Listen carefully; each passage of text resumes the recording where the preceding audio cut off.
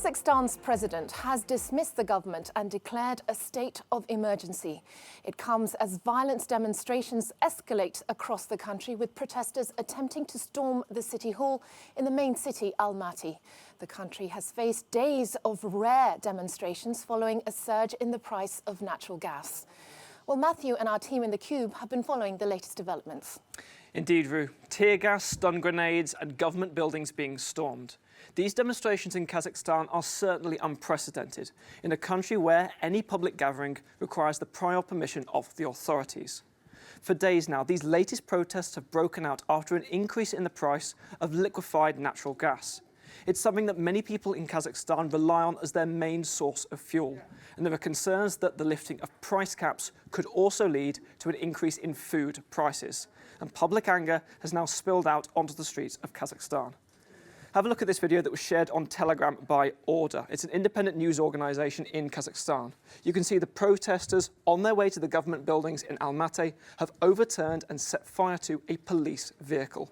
Other images on social media have shown anti-government slogans being chanted and even statues to the country's influential former president being toppled. In a statement on Tuesday, the Interior Ministry of Kazakhstan confirmed that at least 200 people had been detained for violating public order, while more than 95 police officers had been injured. Now, the country's president, Kassym-Jomart Tokayev, has said that he was calling for calm earlier in the day in a Facebook video, pledging the country did not need any conflict or provocation. However, in a later televised address, the president also said that he would act robustly against any people taking part in these demonstrations. But information about what is happening on the ground in Kazakhstan is still very difficult to ascertain, because as you can see here, as identified by NetBlocks, the country is currently experiencing a nationwide internet outage. Major popular social media platforms like WhatsApp, Telegram and Signal are suffering restrictions, and even the president's own personal website has also gone down. And Rude, this makes it difficult not just for the authorities to communicate, but also those people taking part in the demonstrations. It means they are less able to upload videos of the protests online, but also, Rude, it means they are less able to communicate on social media and express their own discontent about the political course in Kazakhstan. Thanks, Matt. Let's head to London and join Kate Mallinson. She's an associate fellow at the Russia and Eurasia programme at Chatham House. Thank you for joining us. Good evening. Thank you for having me. Good evening. Is the government capable of taking back control? And has this crisis been triggered by more than just fuel prices?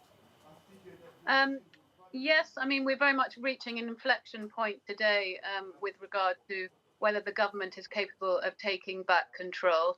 I think tonight we will see the government trying to enforce the state of emergency that it imposed on regions within the country and just within the last half an hour on the whole country tonight to try and restore some order to the country.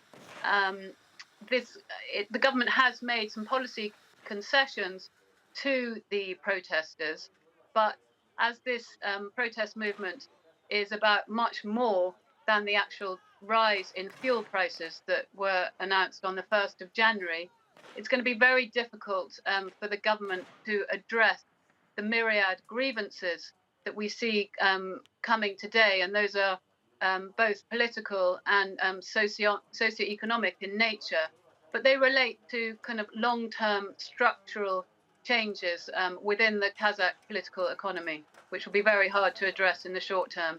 And so far, they haven't appeased the demonstrators in any shape or form. Could this escalate to the levels we've seen in Belarus? And how closely are neighbouring states following the events? I think the other Central Asian states will be watching Kazakhstan very closely. But these countries, although they were all under the kind of post-Soviet yoke, they differ substantially from each other. And what we saw in Belarus is very different to what we see in Kazakhstan. And the main problem facing Kazakhstan today is the fact that over the last 30 years, the Kazakh government has decimated the systemic opposition or any attempts to have a systemic opposition in the country. And so now this movement we see is very amorphous, it's very grassroots, and there is no leadership with which the Kazakh government can actually negotiate to try and quell the protests, to try and come to some agreement to stop the movements. Russia is a long-standing ally of Kazakhstan, and Moscow has already said it's monitoring the situation. Could we see further aid coming from the Kremlin? Aid's an interesting way to term it. Shortly before I came on air, I saw that there are reports that the Russians are sending their Spetsnaz, their special forces, to Aktau in western Kazakhstan. Of course, there is a lot of disinformation, and truth is the first casualty.